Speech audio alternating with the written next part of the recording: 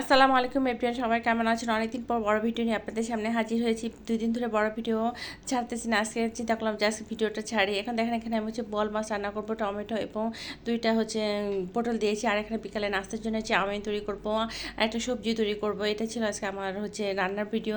চলুন আমরা রেসিপিটি শুরু করে দিই। এখানে দেখেন আমি বল মাছটা আগে থেকে কেটে ওয়াশ করে ফ্রিজে রেখে দিয়েছিলাম। আমি খুব ভালোভাবে ধুয়ে রেখেছি। তারপরেও আবার যেদিন রান্না করি ওই দিন আমি আবার এটা লবণ দিয়ে খুব ভালোভাবে পরিষ্কার করে নিই, যাতে ভিতরে কোনো স্মেল না থাকে আর মাছটা বেশ পরিষ্কার হয়ে যায়। আমি এটা বেশ অনেকক্ষণ ধরে ধুয়ে নিয়েছি। আপনারা চেষ্টা করবেন যেদিন মাছটা ধুয়ে যদিও রাখেন, তারপরে আবার যেদিন বের করবেন একটু লবণ দিয়ে মাখা ভালো করে ধুয়ে নেবেন, এতে করে মাছের কোনো এক্সট্রা গন্ধ থাকে না।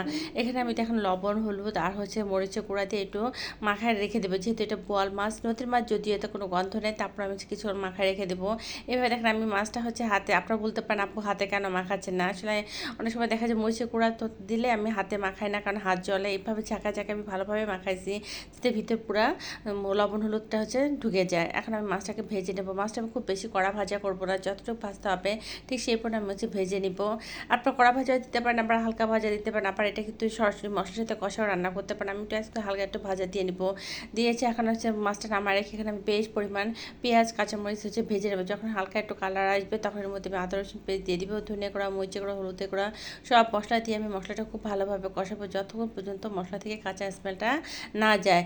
এর মধ্যে একটু পানি দিয়ে মশলাটা আমি আবার ভালোভাবে কষিয়ে নেবো। লাস্টের দিকে 2টা টমেটো অ্যাড করে দিব। আর টমেটো আমি এখানে 2টা পটলও অ্যাড করে দিব। টমেটোটা একটু কষা হয়ে গেলে, সফট হয়ে আসলে এর মধ্যে অ্যাড করে দিব স্বাদ মতো লবণ। এবং 2টা পটল আমি চাক করে কেটে নিয়েছি, একদম শিকলা সহ। আপনারা দেখে বুঝতে পারতেছেন আমি কীভাবে কেটে নিয়েছি।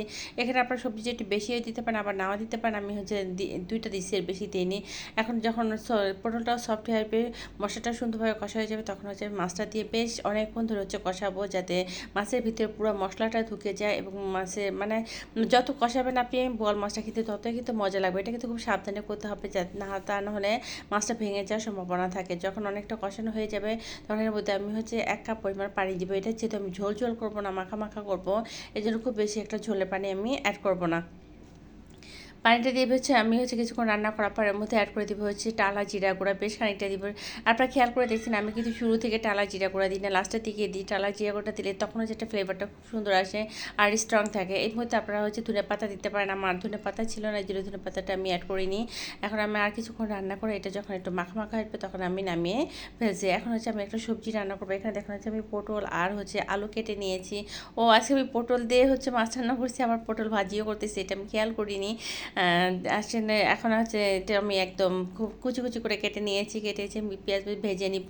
ভেজের মধ্যে এখন সবজিটা দিয়ে দেবো। এই মুহূর্তে আমি কোনো মশলা এখানে অ্যাড করবো না, জাস্ট এটা তেল আর পেঁয়াজের উপর ভাজা হবে। এখানে হালকা পরিমাণে আমি একটু লবণ দিয়েছি, জাস্ট একটু কালার আসার জন্য। আর অ্যাড করে দিব স্বাদ মতো লবণ দিয়ে আমি একদম হাই হিটে এটা রান্না করবো, যাতে কালারটা খুব সুন্দর থাকে।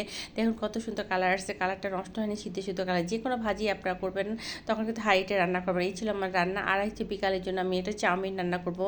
চাউমিনের জন্য এখানে আমি দিয়ে দিয়েছি ক্যাপসিকাম, তারপর পেঁয়াজ কলি আর বরবটি। আপনারা এখানে গাজর দিতে পারেন। আমার গাজরটা বাসায় ছিল না, আমার সবসময় ফ্রোজিং করা থাকে, কিন্তু সেদিন দেখলাম যে গাজরটা শেষ হয়ে গেছে, আমি নিজেও জানি না। এখানে যখন হাই হিটে আমি রান্না করবো, একটা ডিম দিয়ে দিব। আর আপনার চাউমিনের সাথে যে মশলাটা ছিল সেই মশলাটা আমি অ্যাড করে দেবো। ওর মধ্যে দিয়ে দিব সয়া সস আর টমেটো সস দিয়ে আমি খুব ভালোভাবে এটাকে মিক্স করে নিব। যখন এটা মিক্স করা হয়ে যাবে তখন এর মধ্যে আমি সিদ্ধ করে রেখেছিলাম চাউমিন, আগে থেকে সিদ্ধ করে লবণ দিয়ে মেখে রেখেছি, যাতে সুন্দর ঝরঝরা থাকে। এই যে দেখো চাউমিনটা আমি ঢেলে দিচ্ছি। এটা চাউমিনটা কিন্তু এই চাউমিনটা এটা বেশ অনেকটা মোটা থাকে, এটা খেতে কিন্তু খুবই মজা লাগে। আর এটা দেখেন আমি খুব হাই হিটে এটা আর কি নাড়া দিয়ে একদম ইসের সাথে মিশিয়ে নেব। যখন এটা সুন্দর মতো মিক্স করা হয়ে যাবে তখন আমি নামিয়ে ফেলবো। আমার রেসিপি যদি আপনাদের ভালো লেগে থাকে অবশ্যই লাইক কমেন্ট শেয়ার করুন, পেজটিকে ফলো করবেন। আল্লাহ হাফেজ।